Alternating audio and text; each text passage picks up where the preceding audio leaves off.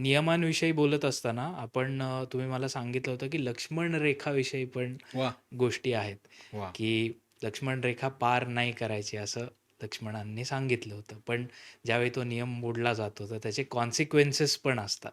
So ते कसं ह्या पुस्तकातून तुम्ही मांडलेलं आहे? रामकथा कृष्ण असेल महाभारत आपण त्यातला थोडासा देव किंवा वाव फॅक्टर बाजूला करून हां. माणूस म्हणून पाहिलं ना तर खूप छान शिकू शकतो. ते लक्ष्मण रेषेचा अर्थ काय सांगतो. रामाला कायम मर्यादा पुरुषोत्तम म्हटलंय. ह्याच्याच आयुष्यात लक्ष्मण रेषा हे दुसऱ्याने आखलेले कायम लक्षात ठेव. ए what you follow with your own rules regulation, ती मर्यादा तू तुला आखून दिलेली आहेस. मर्यादा पुरुषोत्तम. लक्ष्मण रेषा ही लक्ष्मणाने सीतेसाठी आखली, दुसऱ्या कोणतरी प्रोटेक्शन होण्यासाठी केलंय. हम्म. तर लक्ष्मण रेषा मला वाटतं आपल्या आयुष्यात असतात, अनेक ठिकाणी सांगितलं असतं. तर कसं आहे बघते हम्म. लक्ष्मण रेषा आपण पाहिली तर हरिण सुवर्णाचं क्या बात आहे, मला हे पाहिजे, हम्म. सोन्याची कातडी मला पाहिजे. तिला माहिती नाही का ते खोटं आहे. तर क्षण असतो विनाशकाली विपरीत बुद्धी. आपण सुद्धा हात सोडून धावत्याच्या पाठीमागे लागतोच की नाही आयुष्यात. सुखी चाललेलं असतं पण काय म्हणतो सुखानी भोवळ येते. हम्म. माझं उलटच म्हणे आपण दुःखात वाहवत जात नाही, नाही. दुःखात उभे राहतो. कारण मला माझ्या आई वडिलांपुढे बायका मुलांपुढे रडायचं नाहीये. आय वॉन्ट टू उलट प्रूव्ह माय सेल्फ. करेक्ट. तर त्या क्षणी वनवासात आहेत, सगळे त्यांनी ॲक्सेप्ट केलेलं आहे, सुखात जगतायत.